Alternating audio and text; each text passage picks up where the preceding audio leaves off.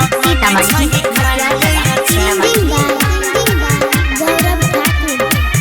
किया मांगे छही खाइले अचार गे छौरिया कुआरे में। किया मांगे छही खाइले अचार पता रखी कुआरे में। कौन छौड़ा वाला गल को जुगारी, कौन छौड़ा वाला गल को जुगारी जवानी के अन्हारे में। गे गे गे गे गे गे किया मांगे छही खाइले अचार गे छौरिया कुआरे में। किया मांगे छही खाइले अचार गे बबुनी कुआरे में।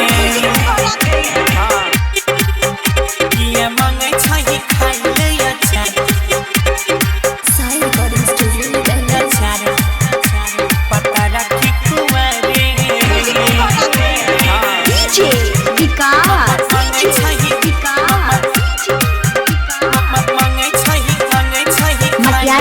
सीतामढ़ी।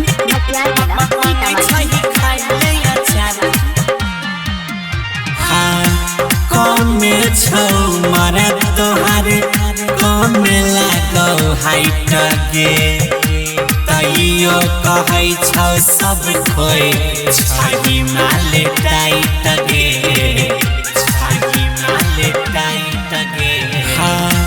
कम छौ मारा तोहार कम लागो हाइट गे तैयो कहै छौ सब खोए छही माले टाइट गे, टाइट गे। देखी तोरा होइ छ मन में विचार, देखी देखी होइ छ मन में विचार रहै छी सुतारे में। गे गे गे गे गे गे किया मांगै छही खाइले अचार गे छौरिया कुआरे में।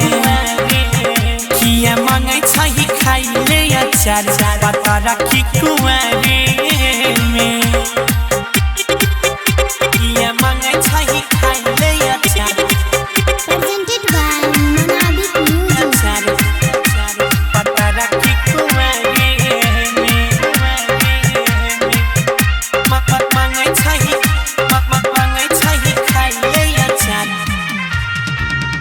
नया नया छौड़ा सबके करै छी तलाश गे जाई के बसवारी में रोजे करै छी कलाश गे, कलाश गे, कलाश गे।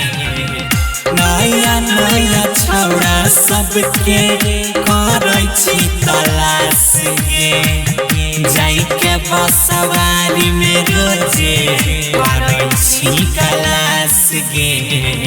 गुड्डू सन्नी भरत करे छ विचार, हन्नी गौरव ठाकुर करे छ विचार उधार में उधारे में। गे गे छौड़ी किया मांगै छही खाइले अचार गे छौरिया कुआरे में।